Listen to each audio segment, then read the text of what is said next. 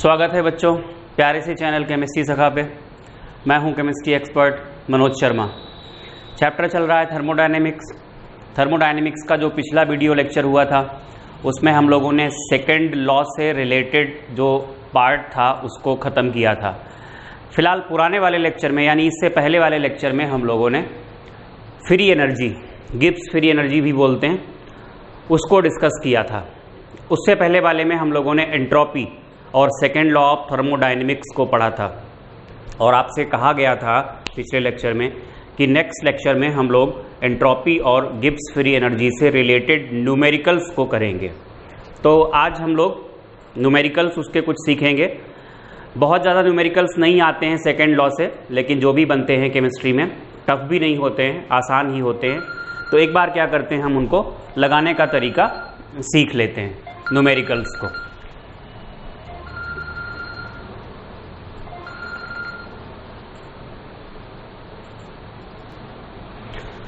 तो बेटा numericals discuss करने हैं हम लोगों को। न्यूमेरिकल्स तभी समझ में आएंगे जब थ्योरी आपकी पढ़ी हुई होगी, और थ्योरी आपको लेक्चर्स में मिल जाएगी। आप प्लेलिस्ट थर्मोडायनेमिक्स पे जाइएगा, वहाँ पर सीक्वेंस में आपको सारे लेक्चर्स मिल जाएंगे, या फिर आप डिस्क्रिप्शन बॉक्स में जाइएगा, वहाँ पर भी आपको सारे लेक्चर्स का लिंक मिल जाएगा, या फिर प्लेलिस्ट का लिंक मिल जाएगा। तो बेटा न्यूमेरिकल्स करने का तरीका जो हमेशा ही हमारा रहता है, मैं आपको क्वेश्चंस यहाँ पे डिस्प्ले नहीं कराऊंगा, डिक्टेट करूंगा। जस्ट लाइक क्लासरूम में जैसे होता है वैसे ही आपको कॉपी पेन लेके बैठना है। आप क्वेश्चंस लिखेंगे, वीडियो को पॉज करेंगे, फिर सॉल्व करेंगे, और उसके बाद आप वीडियो को रिज्यूम करके चेक करेंगे। तो तैयार हो जाइए क्वेश्चन लिखने के लिए। चलिए लिखते हैं पहला क्वेश्चन। बहुत सिंपल ही हैं, जो क्वेश्चंस आते हैं बहुत आसान ही होते हैं, तो आसान से क्वेश्चंस ही हैं। लिखिएगा क्वेश्चन पहला, enthalpy change for the transition of liquid water to steam at 100 degree Celsius. At 100 degree Celsius is दिया गया है आपको 40.8 किलो जूल पर मोल। और आगे लिखेंगे calculate the entropy change for the process. सबसे बेसिक क्वेश्चन यही होता है। आपको टेम्परेचर 100 डिग्री सेल्सियस दिया है और आपको एंथैल्पी चेंज दी गई है किसी प्रोसेस के लिए। इनफैक्ट प्रोसेस क्या है, जो लिक्विड H2O है वो कन्वर्ट हो रहा है वेपर्स में, वो प्रोसेस है। तो प्रोसेस फिलहाल ये है H2O जो कि लिक्विड है 100 डिग्री सेल्सियस पे ही, और इसका कन्वर्जन हो रहा है H2O वेपर्स में और 100 डिग्री सेल्सियस पे ही। ये ट्रांजिशन हो रहा है, टेम्परेचर कांस्टेंट है। डेल्टा H आपको दिया गया है, आपसे डेल्टा S पूछा है। अगर आपको याद हो, फॉर आइसोथर्मल रिवर्सिबल प्रोसेसेस हम लगाते थे delta S entropy change is equal to Q upon T लगाते थे, और ये T किस में होना चाहिए, केल्विन में। तो यहाँ पर अगर हम टेम्परेचर को केल्विन में बदलेंगे तो 373 केल्विन हो जाएगा। बेटा जी Q की जगह हम डेल्टा H ले सकते हैं। क्यों ले सकते हैं? क्योंकि ये प्रोसेस कांस्टेंट प्रेशर पे ही हो रही होगी। तो एक्सटर्नल प्रेशर कितना है, यहाँ पे कांस्टेंट ही है, कांस्टेंट प्रेशर पे हो रही है। तो हम क्या कह सकते हैं, इसकी जगह डेल्टा H अपॉन T भी रख सकते हैं। तो बेटा जो डेल्टा S आएगा वो हो जाएगा डेल्टा H की जगह 40.8। 40.8 ये किलो जूल में है, अपॉन टेम्परेचर कितना होगा 373, ये केल्विन में है। तो यहाँ से जब आप सॉल्व करोगे तो ये बड़ी यूनिट है, ये बड़ी डिजिट है, ये छोटी है, तो ज़्यादा अच्छा है इसको जूल में बदल लो। तो डेल्टा S हो जाएगा 40.8, इसको मल्टीप्लाई कर दिया हमने 1000 से, अब ये जूल में हो गई वैल्यू। ये 373 ये वैल्यू किस में है, केल्विन में है। इसको आप सॉल्व करेंगे तो ये वैल्यू निकल के आती है इज इक्वल टू, ये वैल्यू होती है 109 के करीब होती है, 109.4 जूल पर केल्विन। ये आपका आंसर हो जाएगा। तो बहुत सिंपल क्वेश्चन है, बस आपको फार्मूला पता होना चाहिए। इनफैक्ट आपको पता होना चाहिए एंट्रोपी क्या होती है। एंट्रोपी का एक ही तो आपको फार्मूला पढ़ाया है जहां से आप इस क्वेश्चन को इजीली सॉल्व कर सकते हैं। तो लिखेंगे हम लोग सेकेंड क्वेश्चन, लिखें the enthalpy of vaporization of benzene. Second question है enthalpy of vaporization of benzene is 30.8 kilo joule per mole. तो डेल्टा एच दिया गया है आपको 30.8 किलो जूल पर मोल। आगे कहा गया है at its boiling point. Boiling point पे है, मतलब जो टेम्परेचर है बॉइलिंग पॉइंट के ब्रैकेट में लिखा है 80.1 डिग्री सेल्सियस, फुल स्टॉप लगा है। आगे लिखेंगे आप कैलकुलेट द एंट्रोपी चेंज। आपको डेल्टा एस बताना है, आपको डेल्टा एस बताना है। पहला लिखा है यहां पर डेल्टा एस किसके लिए बताना है। फर्स्ट पार्ट है लिक्विड टू वेपर, जब ये लिक्विड से वेपर में जाता है, और सेकंड आपको बताना है वेपर टू लिक्विड। देखिए बेटा डेल्टा एस आपको सॉल्व करना है, चेक करिएगा क्वेश्चन। पहला पार्ट हम सॉल्व कर लेते हैं, फर्स्ट पार्ट। तो फर्स्ट पार्ट में लिक्विड से वेपर, तो जो बेंजीन है C6H6 लिक्विड है, और यहां से C6H6 गैस यानी वेपर्स में जब जा रही है, तो आपको जो कहा गया है एंथैल्पी ऑफ वेपोराइजेशन, मतलब जो आपको एंथैल्पी चेंज दिया है वो इस प्रोसेस का दिया है। तो इस प्रोसेस का जो डेल्टा एच है वो है 30.8 किलो जूल पर मोल। सिंप्लीफाई कर देते हैं क्योंकि हमें वैल्यू की जरूरत पड़ेगी जूल में। तो 30 ये 8 हो जाएगा, 00 जूल पर मोल ये वैल्यू हो जाएगी। ये डेल्टा एच दिया है। इसके लिए डेल्टा और टेम्परेचर कितना हो गया, टेम्परेचर तो सेम रहेगा, चाहे यहां से यहां हो चाहे यहां से यहां हो, वो दोनों प्रोसेस सेम टेम्परेचर पे ही होंगी। तो टेम्परेचर यहां पे है 80.1 डिग्री सेल्सियस, यानी हम कहेंगे 80.1 प्लस 273, ये वैल्यू आ जाएगी 0.1, और ये हो जाएगा यहां पर 3, 7 हो जाएगा, ये 7, और ये देखिएगा चेक करिएगा, ये वैल्यू 3 हो गई, उसके बाद ये 7 हो गया, 3 आएगा 0 के साथ, यहां पे गड़बड़ हो रहा है, चेक कर लीजिए, 0 और 3, 8 और 7 कितना होगा 15, 2 और 1 3, 353.1 केल्विन। आपको बताना है delta S. Delta S is equal to होगा डेल्टा एच अपॉन टी। तो डेल्टा एच है 30800 अपॉन 353, जब आप ये वैल्यू पुट करेंगे अपॉन 0.1, तो यहां से जो आंसर आपका आएगा वो डेल्टा एस निकल जाएगा, और ये वैल्यू कैसी होगी, पॉजिटिव होगी। जो भी वैल्यू यहां पर निकल के आती है, ये वैल्यू बेटा जी निकल के आती है 87.3, 87 यहां पे लिख देते हैं, 87.3 आंसर जो होगा जूल पर केल्विन पर मोल में होगा, ये आंसर यहां पर आता है। तो ये वैल्यू पॉजिटिव में आएगी। अच्छा, सेकंड आपसे कहा कि अब क्या है, वेपर से लिक्विड है, चलो वहां पे चलते हैं। सेकंड पार्ट का सोल्यूशन अगर हम उल्टा करें, इसका C6H6 गैस को ले जाएं C6H6 लिक्विड में, तो प्रोसेस इसकी उल्टी हो गई। तो यहां जो डेल्टा एच होगा तो वही, बट अब प्रोसेस कैसी होगी, यहां पर एक्सोथर्मिक होगी, वहां एंडोथर्मिक थी तो यहां पर एक्सोथर्मिक होगी। -30.8 किलो जूल पर मोल ये वैल्यू हो जाएगी। अच्छा, इसको हम कह सकते हैं -30800 जूल पर मोल, तो ये वैल्यू हो जाएगी बेटा। टेम्परेचर वही रहना है, टेम्परेचर कितना रहेगा 353.1 केल्विन। यहां से आप डेल्टा एस सॉल्व करोगे वही निकल के आएगा डेल्टा एच अपॉन टी, लेकिन इस बार जो डेल्टा एस निकल के आएगा वो कैसा हो जाएगा, वो नेगेटिव में होगा। 353.1, जब आप सॉल्व करेंगे तो -87.3 जूल पर केल्विन पर मोल। तो बेटा ये आंसर हो जाएगा यहां से।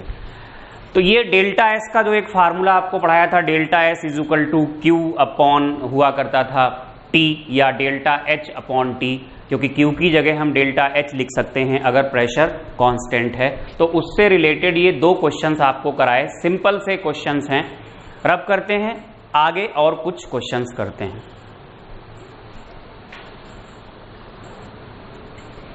तो नेक्स्ट क्वेश्चन लिखिएगा।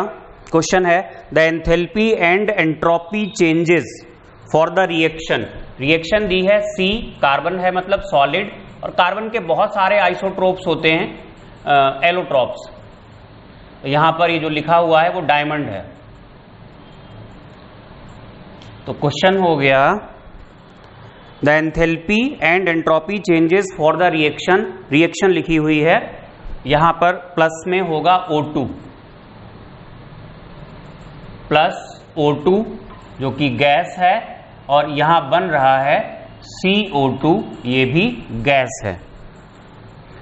Eight 25 degree Celsius and 1 atmosphere are दिया गया है -393.4 किलो जूल पर मोल और 0.006 किलो जूल पर मोल पर केल्विन पूछा है, रेस्पेक्टिवली लिख लीजिएगा। पूछा है क्वेश्चन में, is the conversion of diamond to CO2 at room temperature a spontaneous process. Room temperature यहां पर जो भी टेम्परेचर दिया हुआ था वो 25 डिग्री सेल्सियस दिया था। पहली बात आपको बता दें, ये जो आपको दिया हुआ था ये डेल्टा एच था, और ये जो वैल्यू दी गई थी ये डेल्टा एस था। तो वैसे तो क्वेश्चन सॉल्व करने की जरूरत ही नहीं है। डेल्टा एस यहां कैसा आ रहा है, पॉजिटिव, और डेल्टा एच जो आ रहा है, पहली बात तो इस क्वेश्चन में मुझे लग रहा है कि कुछ मिस्टेक है, क्योंकि अगर डेल्टा एच नेगेटिव है तो जनरली डेल्टा एस जो होता है वो भी नेगेटिव ही होता है, डेल्टा एस भी नेगेटिव होता है। यहां पर जो लिखा हुआ है क्वेश्चन, वहां पे नहीं, नेगेटिव में ही होगा, ये नेगेटिव है, ठीक है। डेल्टा एच नेगेटिव है और सॉलिड उधर की तरफ CO2 ये नेगेटिव है, ठीक है भाई। बताना क्या है हमें कि ये प्रोसेस स्पॉन्टेनियस है या नहीं है, किस पे, एक टेम्परेचर दिया है आपको, और वो टेम्परेचर कितना है 25 डिग्री सेल्सियस। तो टेम्परेचर हो गया यहां पर 298 केल्विन। कैसे पता लगाते हैं हम प्रोसेस स्पॉन्टेनियस होगी या नहीं, या तो हम डेल्टा एस टोटल निकालें, और अगर डेल्टा एस टोटल पॉजिटिव आ रहा है तो प्रोसेस स्पॉन्टेनियस होगी, और डेल्टा एस टोटल नहीं निकालते हैं तो फिर हम वो तो निकाल ही नहीं सकते आप, डेल्टा एस टोटल तो यहां पॉसिबल ही नहीं निकाल पाना। तो हम निकालेंगे डेल्टा जी। तो डेल्टा जी निकालेंगे, अगर डेल्टा जी नेगेटिव होगा, जनरली डेल्टा जी से ही आपको इन क्वेश्चंस का आंसर देना होता है। अगर डेल्टा जी नेगेटिव आ गया तो फिर प्रोसेस कैसी हो जाएगी, स्पॉन्टेनियस हो जाएगी। तो आप डेल्टा जी फाइंड कर लें, delta G is equal to delta H minus T delta S होता है। तो डेल्टा जी निकालेंगे तो डेल्टा एच आप कितना रखेंगे, देखो ये भी किलो जूल में है, ये भी किलो जूल में है, तो किसी को चेंज करने की जरूरत है नहीं। तो डेल्टा एच हो गया, मार्जिन लेके चलते हैं पहले से थोड़ा, डेल्टा एच हो गया -393.4 माइनस टेम्परेचर हो गया 298 इंटू 0. ये माइनस में है, माइनस में 0.006 ये वैल्यू है। तो बेटा जी ये माइनस में है, इधर यहां माइनस लगा है, तो आप करेंगे इसको जब सॉल्व तो ये तो माइनस में ही रहेगा 393.4, और ये माइनस माइनस क्या हो जाएगा प्लस, और जो भी मल्टीप्लाई करके यहां पर आ जाए, मल्टीप्लाई करके देख लेते हैं लेकिन प्लस में हो जाएगा। तो मल्टीप्लाई करके आएगा, ये 8 हो गया, 4 कैरी हुआ, फिर से 8 हुआ, 5 कैरी हुआ, 12 और 5 होता है 17, और आपको 3 डिजिट के बाद डेसिमल प्लेस करना है। 4 54, 54, 4 58, 8 हो गए, 5 12 और 5 17, 3 डिजिट के बाद रखोगे तो ये बहुत सीधी सी बात है। जो पॉजिटिव वैल्यू है वो बहुत छोटी है और जो नेगेटिव वैल्यू है वो बहुत ज़्यादा है। तो कुल मिला के डेल्टा एच जी कैसा आ रहा है? डेल्टा जी नेगेटिव आ रहा है। डेल्टा जी नेगेटिव आ रहा है, इसका मतलब प्रोसेस कैसी होगी? स्पॉन्टेनियस होगी। तो आपका जो आंसर होगा वो होगा yes, process is spontaneous at this temperature. वो अलग बात है अगर आप टेम्परेचर बढ़ाते चले जाओगे तो ये पॉजिटिव वैल्यू बढ़ेगी। तो एक ऐसा टेम्परेचर आ सकता है जहां पर ये प्रोसेस नॉन स्पॉन्टेनियस हो जाएगी। बेटा जी नेक्स्ट क्वेश्चन लिखिएगा। नेक्स्ट क्वेश्चन है delta H and delta S for the vaporisation of water. Delta H and delta S for the vaporization of water at 1 atmosphere pressure are, ये दिया है 40.63 kilo joule per mole and 108.8 joule पर kelvin पर मोल respectively. Full stop के बाद calculate the temperature, आपको temperature बताना है eight which the free energy for this transformation will be 0। जब डेल्टा जी हम कितना रख दें? डेल्टा जी हम रख दें कितना? 0। ये क्वेश्चन का पहला पार्ट हो गया। क्वेश्चन के सेकेंड पार्ट में पूछा है predict giving reasons the sign of free energy above this temperature। sign of मतलब नेगेटिव होगी या पॉजिटिव? above this temperature। तो चलिए बेटा पहले तो हम फर्स्ट पार्ट को सॉल्व कर लेते हैं। देखिए फर्स्ट पार्ट को जब हम सॉल्व करेंगे तो जो क्वेश्चन है delta H, delta S, delta G तीनों ही आ रहे हैं। आपके पास होता है delta G is equal to delta H minus T delta S. Putting delta G is equal to 0। जब ये पुट करोगे तो डेल्टा एच किसके बराबर आ जाएगा? टी डेल्टा एस के। यहां से अगर आप T निकालोगे तो क्या बनेगा? Delta H upon delta S। Delta H की वैल्यू ये किलो जूल में दी है और डेल्टा S जो है वो जूल पर केल्विन में है, तो इसको किलो जूल में बदल लेना। 40630 डिवाइडेड बाई 108.8। अब ये ऊपर किस में हो गया? जूल पर मोल, और नीचे हो गया जूल पर केल्विन पर मोल। तो कुल मिला के यहां जो आएगा 373 या 374 के आसपास आना चाहिए। 373.4 है, तो 373.4 केल्विन। इस टेम्परेचर पर जो डेल्टा जी होगा वो 0 होगा। आपसे कहा है अबव दिस टेम्परेचर क्या होगा? तो जरा देखिएगा ध्यान से। सेकेंड पार्ट को हम लोग सॉल्व करते हैं। Delta G is equal to delta H minus T delta S है। ध्यान देना, एट 373.4 केल्विन जो डेल्टा एच है वो बराबर है टी डेल्टा एस के। व्हेन वी इंक्रीज, क्या करते हैं? टेम्परेचर। जब टेम्परेचर बढ़ेंगे तो T delta S increases, T delta S बढ़ेगा। अच्छा बेटा, डेल्टा एच पॉजिटिव है, डेल्टा एस भी पॉजिटिव है। जब टी डेल्टा एस बढ़ेगा, ये पॉजिटिव पॉजिटिव हैं दोनों, तो delta G is equal to ऐसे आप रख दो, ये पॉजिटिव डेल्टा एच माइनस यहां पर भी वैल्यू कैसी आएगी, पॉजिटिव। अगर हम क्या करें, यहां पर प्लस लाते थे पहले से ही, तो ये माइनस हो जाएगा।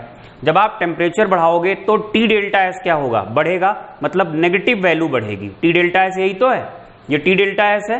यहां पे हम चाहें तो फार्मूला लिख लें, delta G is equal to delta H minus T delta S. तो क्या होगा, ये नेगेटिव वैल्यू बढ़ेगी टेम्परेचर बढ़ाने पर। जब ये वैल्यू बढ़ेगी तो डेल्टा जी विल बिकम कैसा हो जाएगा, नेगेटिव हो जाएगा। तो बेटा यहां पर डेल्टा जी कैसा हो जाएगा, नेगेटिव हो जाएगा। ये क्वेश्चन सॉल्व हो गया। तो इस तरीके के क्वेश्चंस आप कर सकते हैं। आप डायरेक्टली भी कर सकते थे, वो तो वहां पर कहा गया है कि विद रीजन समझाइए, तो हमने समझा दिया है यहाँ पे। यहां से ही देख सकते थे भाई ये कैसा है, ये पॉजिटिव है, 373.4 पे ये बराबर हो रहे हैं दोनों टर्म्स। अगर टेम्परेचर बढ़ाओगे तो ये टर्म बढ़ जाएगा, ये टर्म बढ़ जाएगा, ये भी पॉजिटिव ये भी पॉजिटिव है, तो ये माइनस साइन की वजह से ये कैसा हो गया, नेगेटिव। जब ये टर्म बढ़ जाएगा तो डेल्टा जी कैसा हो जाएगा, नेगेटिव। लगाते हैं कुछ एक आध और क्वेश्चंस यहां से।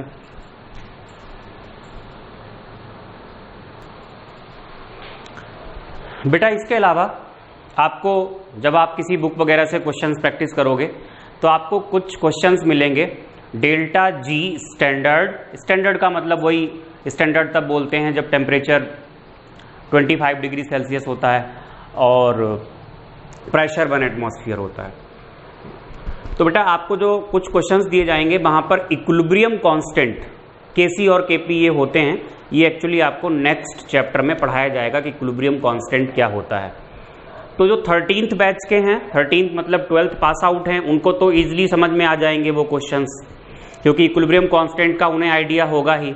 लेकिन जो 11th वाले हैं, 11th हैं, उनको ये क्वेश्चंस समझने में बहुत दिक्कत होगी, क्योंकि उनका इक्विलिब्रियम कांस्टेंट पढ़ा हुआ नहीं है बिल्कुल भी। तो बेटा डेल्टा जी और इक्विलिब्रियम कांस्टेंट के मान लीजिए केसी होता है, केपी होता है, केएक्स भी होता है, उसके रिलेशन से जो क्वेश्चंस हैं तो वो यहां इस वाले चैप्टर में ना पढ़ा करके हम आपको नेक्स्ट चैप्टर में करवाएंगे। जो रिलेशन होता है वो ये होता है delta G standard is equal to minus 2.303 RT log के सी के पी, ये कुछ भी लिखा जा सकता है, ये रिलेशन होता है, इससे हमें क्वेश्चंस करने होते हैं। लेकिन अभी हम इक्विलिब्रियम कांस्टेंट पढ़ाए नहीं है आपको, तो इसके क्वेश्चंस हम आपको नेक्स्ट चैप्टर में करवाएंगे, जो कि चैप्टर ही है इक्विलिब्रियम। तो वहां पर हम डेल्टा जी के रिलेशन के क्वेश्चंस आपको करवा देंगे। इसके बाद जो बचता है सेकेंड लॉ से रिलेटेड जो पार्ट है, कुछ भी बचा नहीं है अब करने के लिए। एक और लॉ दिया गया है, थर्ड लॉ ऑफ थर्मोडायनेमिक्स, उसका स्टेटमेंट लिख लेते हैं। और अगर वहां से बाई चांस स्टेटमेंट आपसे एग्जाम में पूछा जाता है तो वो भी आपको करना पड़ेगा। तो अब आप डालिए हेडिंग फिलहाल थर्ड लॉ ऑफ थर्मोडायनेमिक्स।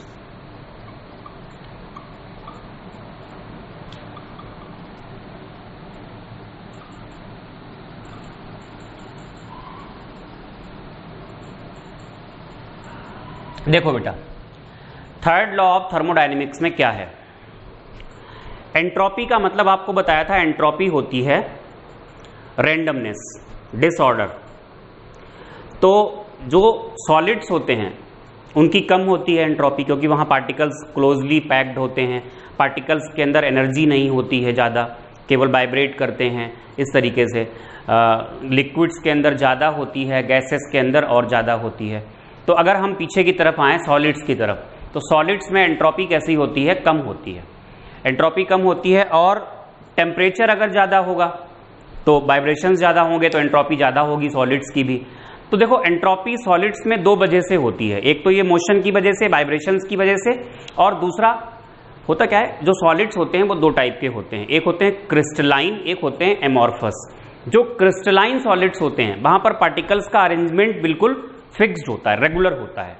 लेकिन उनमें भी कुछ ना कुछ दिक्कतें आ जाती हैं। जो परफेक्टली क्रिस्टलाइन होगा वहां पर पार्टिकल्स बिल्कुल रेगुलरली अरेंज होंगे। अगर रेगुलर अरेंजमेंट से डेविएटेड हैं तो वो क्या होगा, वो कॉज बनेगा रैंडमनेस का, एंट्रोपी का। तो अगर परफेक्टली क्रिस्टलाइन है तो अरेंजमेंट कैसा हो गया, बिल्कुल रेगुलर, तो उसकी वजह से एंट्रोपी नहीं आएगी, रैंडमनेस नहीं आएगा। और टेम्परेचर घटाते जाइए, आप टेम्परेचर 0 केल्विन ले जाइए, हालांकि पॉसिबल नहीं है प्रैक्टिकली। 0 केल्विन पे सभी टाइप की मोशंस रुक जाती हैं, all type of motions सीजेज out. तो जब सभी टाइप की मोशंस रुक जाएंगी तो उससे भी एंट्रोपी नहीं आएगी। तो रेगुलर अरेंजमेंट हो गया, वहां से एंट्रोपी नहीं आई, रेगुलर अरेंजमेंट हो गया, वहां से एंट्रोपी नहीं आई, परफेक्टली क्रिस्टलाइन कह दिया इसलिए। और टेम्परेचर 0 केल्विन हो गया, इसलिए एंट्रोपी नहीं आई। तो ये कहा जाता है, थर्ड लॉ है यही, एट एब्सोल्यूट 0, मतलब टेम्परेचर 0 केल्विन हो तो परफेक्टली क्रिस्टलाइन सब्सटेंसेस की जो एंट्रोपी होती है वो कितनी हो जाएगी, 0। अगर परफेक्टली क्रिस्टलाइन नहीं है तब भी एंट्रोपी होगी, वो किसकी वजह से होगी, वो जो अरेंजमेंट रेगुलर नहीं है उसकी वजह से होगी। तो थर्ड लॉ ऑफ थर्मोडायनेमिक्स में आप लिखिएगा, at absolute 0 of temperature, at absolute 0 of temperature, bracket में 0 kelvin, entropy of all perfectly crystalline substances becomes 0. Entropy of all perfectly crystalline substances becomes 0. ये है थर्ड लॉ ऑफ थर्मोडायनेमिक्स। इसका एक application है, application लिख लीजिए, हेडिंग डाल दीजिए एप्लीकेशन। तो एप्लीकेशन है क्या, जरा समझिएगा। जैसे हमने आपको जब एंट्रोपी पढ़ाई थी तो हमने कहा था ये एक स्टेट फंक्शन होता है, इसकी एब्सोल्यूट वैल्यू को हम कैलकुलेट नहीं कर सकते। जैसे 25 डिग्री सेल्सियस पे आपसे कहा जाए कि एंट्रोपी बताइए किसी भी सब्सटेंस की, एंट्रोपी नहीं बता पाते थे हम, चेंज इन एंट्रोपी कैलकुलेट कर लेते थे, डेल्टा एस। डेल्टा एस क्या होता था, डेल्टा एस होता था क्यू अपॉन टी, और प्रेशर अगर कांस्टेंट है तो क्यू की जगह हम क्या ले लेते थे, डेल्टा एच अपॉन टी, लेकिन वो डेल्टा एस था। अगर हम बात करें कि किसी भी सब्सटेंस की, परफेक्टली क्रिस्टलाइन सब्सटेंस को ही ले लो, अगर हमें उसकी एंट्रोपी पता लगानी हो टी केल्विन पे, एब्सोल्यूट एंट्रोपी, तो हम नहीं पता कर सकते। लेकिन ये जो थर्ड लॉ है थर्मोडायनेमिक्स का, इसको यूज करके absolute entropy eight T kelvin can be calculated. तो एप्लीकेशन में लिखिएगा, by using third law of thermodynamics absolute entropy of a perfectly crystalline substance can be calculated. क्या लिखा आपने, by using third law of thermodynamics absolute entropy of a perfectly crystalline substance eight T kelvin can be calculated.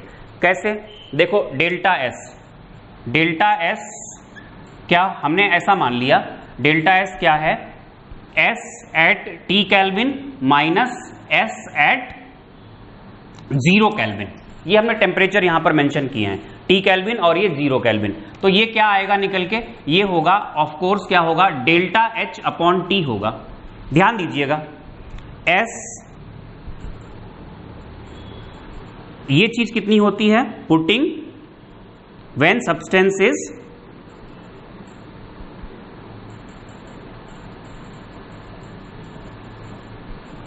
Perfectly crystalline.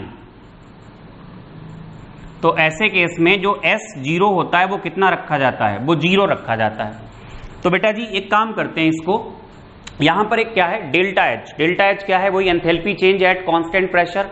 अच्छा, इसको हम यहां से हम क्या करते हैं, स्मॉल चेंज के लिए क्या करेंगे, डेल्टा एच की जगह हम क्या करते हैं, हम Cp इंटू dt ले सकते हैं, स्मॉल चेंज इन एंथैल्पी, मतलब ये DH हो गया, आप इसको DH मान लो, Cp इंटू dt, ये DH हो गया, अपॉन T तो था ही था, और अगर हम इसको इंटीग्रेट कर दें 0 केल्विन से लेकर T केल्विन तक, तो ये क्या बन जाएगा, डेल्टा H बन जाएगा पूरा। भाई Cp इंटू dt, थोड़ी सी मैथ्स है क्योंकि होता क्या है ना, डेल्टा एच वेरी करता रहता है, टेम्परेचर के साथ हो सकता है वेरी करे, टेम्परेचर के साथ अगर वेरी करेगा तो हम क्या करते हैं, हम स्मॉल चेंज निकालते हैं, स्मॉल चेंज निकालते हैं तो क्या करेंगे, Cp इंटू डी टी करेंगे, राइट, डेल्टा एच आ जाएगा, Cp इंटू डेल्टा टी कर दोगे मतलब बड़ा चेंज टेम्परेचर में, तो एक बड़ी रेंज के लिए आएगा, dt करोगे तो छोटी रेंज के लिए आएगा, यानी ये dh आएगा, d स्मॉल d और h कैपिटल। तो हमने 0 से t केल्विन तक इसको क्या कर दिया, फिर ये ds आता अगर हम इसको इंटीग्रेट नहीं करते, तो डेल्टा एस निकालने के लिए हमने क्या किया, इसको इंटीग्रेट कर दिया 0 से t केल्विन तक, और ये हमने कितना रख दिया 0, तो st कितना बन जाएगा, st बन जाएगा इंटीग्रेशन किसका, Cp dt अपॉन t, और कहां से, 0 से लेकर t केल्विन तक। तब देखिएगा बेटा, अब हम इसका इंटीग्रेशन कर लेते हैं। अगर हम इसका इंटीग्रेशन करेंगे तो Cp, पहले तो बात तो आप यहीं पे छोड़ सकते हो, कोई न्यूमेरिकल तो आपके यहाँ आना ही नहीं है, फिर भी अगर आप इसको इंटीग्रेट करना चाहते हो तो St इज इक्वल टू, इसका जो इंटीग्रेशन देखो फिर से लिख देते हैं एक बार, 0 से t केल्विन ये लिमिट्स आप पुट करोगे, और ये यहां पर हो गया, Cp तो आप बाहर निकाल लो क्योंकि Cp कैसा है, Cp तो है कांस्टेंट, Cp को हमने बाहर निकाल लिया, t की पावर -1 इंटू dt। तो जो आपको इंटीग्रेशन का फार्मूला पढ़ाया जाता है, मैंने आपको पढ़ाया भी होगा, इंटीग्रेशन का फार्मूला आपको पढ़ाया जाता है x की पावर n+1 अपॉन n+1, ऐसा कुछ होता है, तो वो तभी होता है जब पावर यहाँ -1 ना हो, अगर पावर -1 होती है तो ln t आता है निकल के, तो St इज इक्वल टू हो जाएगा, ये Cp यहाँ हो गया, और इंटीग्रेट जब आप करोगे तो अभी लिमिट्स पुट नहीं करी है 0 से t तक, तो ये निकल के आएगा यहाँ पर ln t होगा, लिमिट्स पुट कर दोगे तो लिमिट्स में क्या हो जाएगा, ln t माइनस ln 0 0 रख देंगे तो ln t आ जाएगा, कुल मिला के St जो बनेगा वो क्या होगा, Cp ln t, ये हो जाएगा। और इसको यहाँ पर जो बेस होता है वो E बेस होता है, जब इसको हम 10 बेस में कन्वर्ट करेंगे तो St हो जाएगा 2.303, यहाँ पर अब ये 10 बेस में आ गया, सॉरी Cp रखना भूल गए, Cp, और यहाँ पर हो जाएगा log t। तो इस तरीके से हम क्या कर सकते हैं, हम निकाल सकते हैं St को, ठीक है बेटा। तो ये थर्ड लॉ ऑफ थर्मोडायनेमिक्स है। अब ये थर्मोडायनेमिक्स वाला जितना भी सेगमेंट है वो हम लोगों ने खत्म कर लिया। अब हम जब नेक्स्ट लेक्चर में बात करेंगे वो हम थर्मोकेमिस्ट्री की बात करेंगे। तो बेटा जी सब्सक्राइब कीजिएगा, लाइक कीजिएगा और शेयर कीजिएगा अगर आपको ये अच्छा लगता है तो। Thank you for watching.